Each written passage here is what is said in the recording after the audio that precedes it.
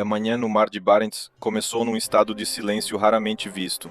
O mar estava calmo, o vento fraco e a visibilidade boa, condições que são consideradas ideais para a atividade marítima.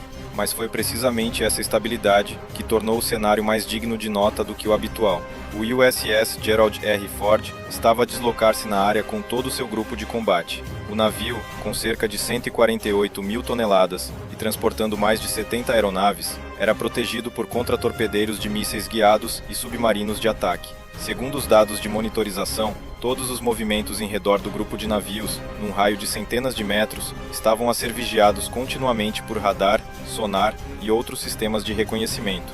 No entanto, naquele cenário que parecia estar sob controle, começaram a surgir sinais anômalos. As forças russas foram registradas a aproximarem-se de várias direções. Sem aviso prévio, não havia indícios de que se tratasse apenas de uma coincidência numa rota marítima internacional. O facto de as unidades russas terem aparecido simultaneamente à superfície, sob o mar e no ar, levantou suspeitas de que não se tratava apenas de uma atividade de observação rotineira. A questão que se coloca agora é: será isto apenas um teste de limites ou o início de um cenário de maior tensão nesta região marítima, já de si muito sensível? De acordo com as análises sintetizadas, o Mar de Barents é há muito considerado um ponto de interseção sensível entre a NATO e a Rússia na região do Ártico. Os encontros aqui não são raros, mas são geralmente mantidos sob controle para evitar uma escalada indesejada. Neste contexto, a presença do USS Gerald R. Ford carrega um grande significado estratégico. O navio, avaliado em mais de 13 mil milhões de dólares, está equipado com 2 reatores nucleares, permitindo operações prolongadas sem necessidade de reabastecimento. A acompanhá-lo estão 4 contratorpedeiros da classe Arleigh Burke e 2 submarinos de ataque da classe Virginia, formando um grupo de combate completo, com capacidade de autoproteção e resposta a vários níveis. A parte russa também mobilizou forças correspondentes. À superfície encontrava-se o contratorpedeiro Admiral Levchenko. Sob o mar, as fontes de monitorização indicaram a presença de um submarino diesel-elétrico da classe Kilo. No ar, os caças Su-30SM foram colocados em estado de prontidão, armados com mísseis anti-radar e antinavio. Ao colocar estes elementos lado a lado, percebe-se que um posicionamento multi-eixo está gradualmente a formar-se. Embora ainda não tenha havido ações que ultrapassassem o limite, o espaço de segurança entre os dois lados está a reduzir-se significativamente. De acordo com o cronograma registrado, por volta das 7h16 da manhã, a situação começou a mudar visivelmente. O radar SPY-6 do contratorpedeiro USS Thomas Hudner detectou que o contratorpedeiro Admiral Levchenko alterou seu estado de movimento. A velocidade do Levchenko aumentou de cerca de 15 nós para 28,4 nós. O curso também foi ajustado, aproximando-se da formação de escolta americana. Numa operação naval, tal manobra é frequentemente vista como um sinal de pressão direta.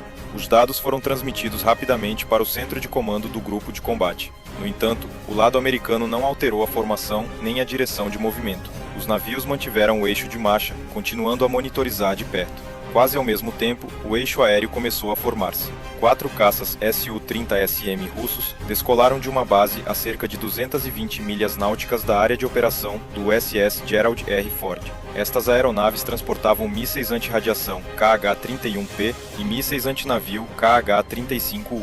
Com a alta velocidade, a distância de centenas de milhas náuticas pode ser reduzida rapidamente.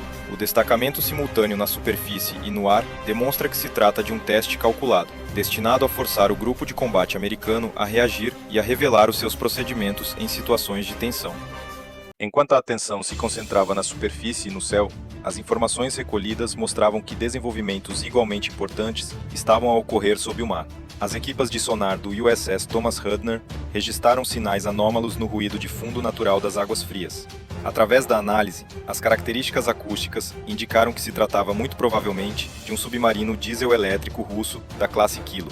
A velocidade de deslocamento foi estimada em cerca de 3 nós, com um nível de ruído aproximadamente 12 decibel acima do fundo, o suficiente para uma classificação e monitorização estáveis. Fontes de informação também indicaram que antes deste momento, um submarino de ataque da classe Virginia dos Estados Unidos já operava na área. Pensa-se que este submarino estivesse a monitorizar antecipadamente, recolhendo dados acústicos sem revelar a sua presença. Isto demonstra que o eixo subaquático, do qual a Rússia esperava um elemento de surpresa, perdeu gradualmente a sua vantagem. Quando um eixo é controlado, toda a estratégia de pressão de várias direções começa a apresentar riscos maiores. De acordo com os registros subsequentes, por volta das 7 horas e 21 o eixo aéreo tornou-se o foco central. Os caças Su-30SM baixaram a altitude, voando a cerca de 200 pés para tirar partido da interferência do radar de superfície. A trajetória de voo mostrou que estas aeronaves avançaram mais na área de defesa, dirigindo-se para o anel de proteção de cerca de 25 milhas náuticas em redor do grupo de combate americano. Dois Su-30SM separaram-se da formação, sobrevoando a posição do USS Thomas Hudner a uma distância muito curta. Isto foi visto como uma manobra de exibição, destinada a exercer pressão psicológica. No entanto, o lado americano manteve a diretiva de não disparar e não alterou a formação. Ao mesmo tempo, foram mobilizados os sistemas de apoio aéreo dos Estados Unidos. O avião de alerta precoce E-2D Hawkeye forneceu uma imagem de radar integrada. Os aviões de guerra eletrônica EA-18G Growler posicionaram-se para realizar interferências. De acordo com as análises, as atividades de interferência degradaram a capacidade de manter o bloqueio de alvos e as ligações de dados do lado russo. Entretanto, o voo a baixa altitude e a alta velocidade fizeram com que o consumo de combustível aumentasse rapidamente, elevando a pressão temporal sobre os pilotos dos Su-30SM. De acordo com as informações registadas na fase final, a reviravolta crucial veio de debaixo do mar. Um submarino de ataque da classe Virginia dos Estados Unidos terá emergido a uma distância de aproximadamente 6,2 milhas náuticas do contra-torpedeiro Admiral Levchenko. Esta revelação como um sinal claro de dissuasão, indicando que o submarino americano já estava a monitorizar o alvo.